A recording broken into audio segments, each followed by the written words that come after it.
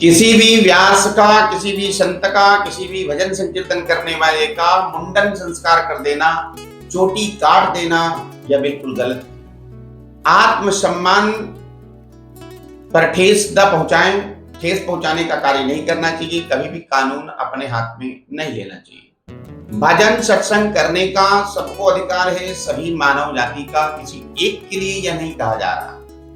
कोई भी कर सकता है। मैं देख रहा हूं कि ब्राह्मण के अतिरिक्त अन्य जातियां भी इसमें कूद करके अपने अपने भाषण दे रहे हैं। गलत है जो वह गलत है।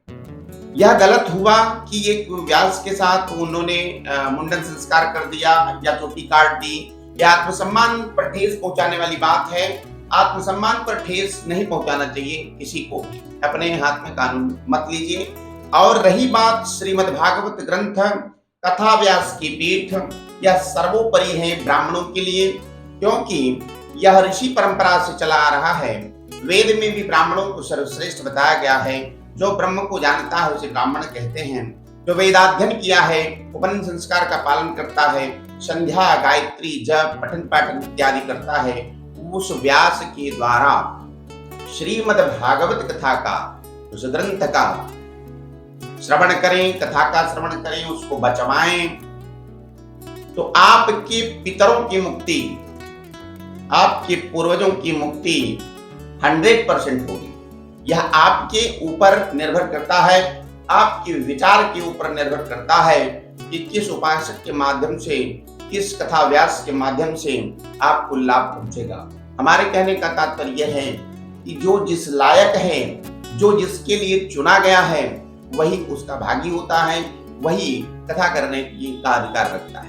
परंतु भजन करने का, सत्संग करने का, संकीर्तन करने का सभी कर सकते हैं। सबको अधिकार है भजन सत्संग करने का, संकीर्तन करने का। बिल्कुल भी इस पर मैं किसी भी प्रकार का दावा नहीं करता कि ये गलत है। परंतु चोटी काट देना, बाल बना देना, सर मुड़वा देना, ये सब गलत बात है। और इस गलत बात में मैं समर्थन नहीं करता किसी का।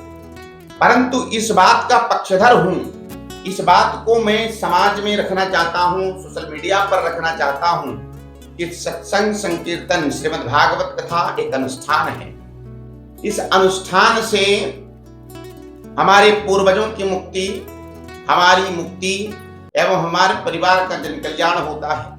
यह ऋषि परंपरा से चला आ रहा है कि भगवान की कथा सभी दिनों से ब्राह्मण करता चला आया है। कथा व्यास पीठ पर हमेशा ब्राह्मण बैठा है और ब्राह्मणों के मुखारविंद से आप सभी को लाभ पहुंचेगा।